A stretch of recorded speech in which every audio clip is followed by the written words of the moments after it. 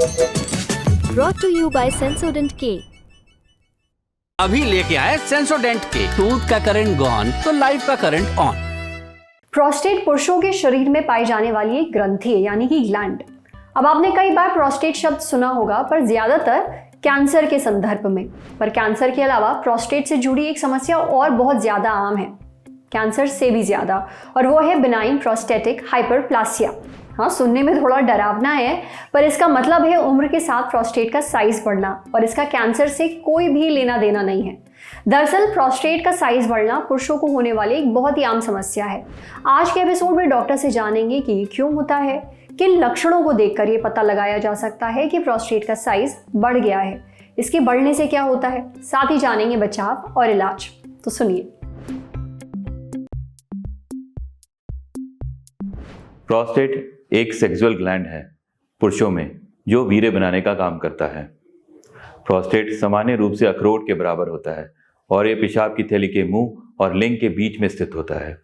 उम्र के बढ़ने के साथ प्रोस्टेट आकार में बढ़ने लगता है, जिसे हम बिनाइन प्रोस्टेटिक हाइपरप्लेजिया कहते हैं।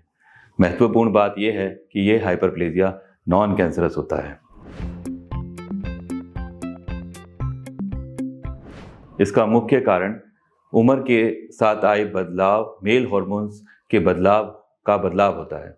जैसे जैसे पुरुषों की उम्र बढ़ती है, मेल सेक्स हार्मोन्स और ग्रोथ फैक्टर्स की मात्रा में आए बदलाव के कारण प्रोस्टेट आकार में बढ़ने लगता है। दूसरा मुख्य कारण जेनेटिक होता है। अगर पिता को बिनाइन प्रोस्टेटिक हाइपरप्लेजिया होता है तो पुत्र को बिनाइन प्रोस्टेटिक हाइपरप्लेजिया के सिम्टम्स होने के चांसेस बढ़ जाते हैं। तीसरा कारण एनवायरमेंटल होता है, जिसके कारण प्रोस्टेटिक सिम्टम्स जल्दी आ सकते हैं, जैसे कि जो स्मोकिंग अधिक करते हैं, जिनको वर्क स्ट्रेस बहुत ज़्यादा होता है, जो डिप्रेशन की दवाइयाँ लेते हैं, या जो बहुत लोग फैटी होते हैं और फैटी मील रहते हैं, उनमें भी ये प्रोस्टेटिक सिम्टम्स जल्दी आ सकते हैं। 60 साल की उम्र के बाद लगभग 50% पुरुषों में प्रोस्टेट के सिम्टम्स हो सकते हैं, और जैसे जैसे उम्र बढ़ती है लगभग 85 ईयर्स तक 90% पुरुषों में प्रोस्टेटिक के सिम्टम्स हो सकते हैं, जैसे कि पेशाब की धार कमज़ोर पड़ना, पेशाब की धार रुक रुक के आनी, पेशाब करने में ज़ोर लगाना पड़ना, पेशाब करने के टाइम शुरू करने के टाइम लगना, और पेशाब पूरा ना खाली हो पाना, पेशाब जल्दी जल्दी आना, हर 1 घंटे में, हर आधे घंटे में पेशाब आना, पेशाब जब आता हो तो कंट्रोल ना कर पाना, और रात में पेशाब अधिक आना, 3 से 4 बार आना। ये सब लक्षण प्रोस्टेट इनलार्जमेंट के कारण हो सकते हैं। हमें 50 साल की उम्र के बाद अपने दिनचर्या में ये सुनिश्चित करना चाहिए कि हम एक रेगुलर एक्सरसाइज करें, जिससे हमारा वज़न नियंत्रण में रहे। हम एक बैलेंस डाइट खाएं, जिसमें सलाद की मात्रा अधिक हो, हमारी पाचन शक्ति ठीक रहे, हमें कब्जी की शिकायत ना हो, क्योंकि कब्जी के कारण भी प्रोस्टेट के सिम्टम्स बढ़ जाते हैं। हम अधिक चाय, कॉफ़ी, बियर का सेवन ना करें, स्मोकिंग को हम त्यागें, हम वर्क का स्ट्रेस ज़्यादा ना लें, हम सोने से 2 घंटे पहले तरल पदार्थों का सेवन कम कर दें, और सोने से पहले ज़रूर यूरिन करके सोएं, और हर साल 1 बार हम अपना हेल्थ चेकअप ज़रूर कराएं। जैसे मैंने आपको बचाव के तरीके बताए, उसके साथ हम एक गोली देते हैं जो कि रात में लेनी होती है। ये गोली शुगर और बीपी की गोलियों की तरह लंबे समय तक चलती है। इस गोली में अधिकतर लोगों में कोई साइड इफ़ेक्ट्स नहीं आते हैं। कुछ लोगों में प्रोस्टेट की सर्जरी की आवश्यकता पड़ती है। ये कौन होते हैं? ये वो लोग होते हैं जिनमें दवाई से प्रोस्टेट के सिम्टम्स में आराम नहीं आता है, इनको प्रोस्टेट की सर्जरी की ज़रूरत पड़ती है। या वो लोग जिन्हें प्रोस्टेट के कारण बारी बारी इन्फेक्शन हो जाता है, प्रोस्टेट के कारण खून में यूरिन में ब्लड आने लगता है, ब्लैडर में पथरी हो जाती है, या किडनी में सूजन हो जाती है, किडनी फेलियर हो जाता है, ऐसे लोगों में प्रोस्टेट की सर्जरी करनी पड़ती है। प्रोस्टेट की सर्जरी बहुत ही सरल होती है।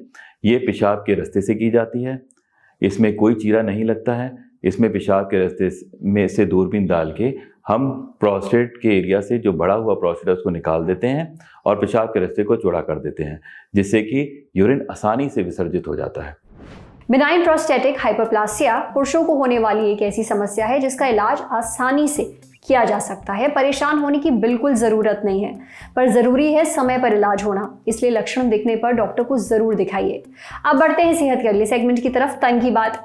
कई महिलाएं प्रेग्नेंट होने के लिए कफ सिरप की मदद लेती हैं। चौंक गए सुनकर? पूरी कहानी बताते हैं, साथ में डॉक्टर से ये भी जानते हैं कि क्या ये वाकई काम करता है।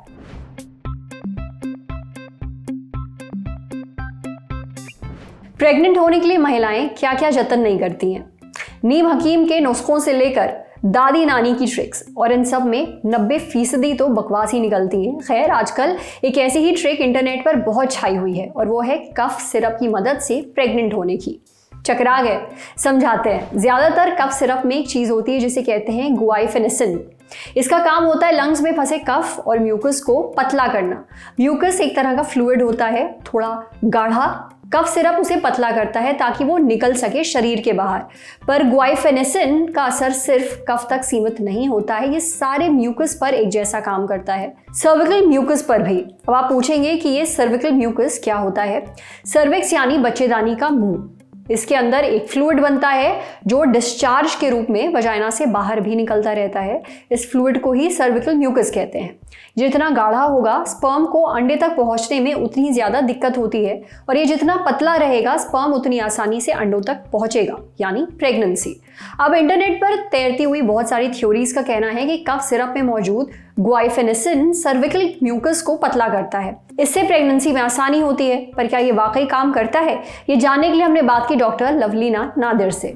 उनका कहना है कि इस बात का कोई भी और कहीं भी पुख्ता सबूत नहीं है। किसी भी मेडिकल जर्नल में ऐसा नहीं लिखा है, ना ही उन्होंने अपने मेडिकल सर्कल में इस बारे में सुना है, और वो अपने किसी भी पेशेंट को ऐसी कोई भी सलाह नहीं देती हैं।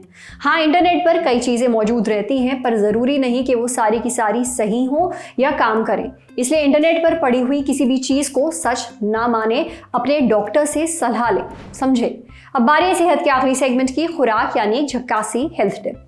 पास्ता खाना खूब पसंद है, पर वजन बढ़ने का डर रहता है। एक्सपर्ट से जानिए इसको बनाने का सही तरीका।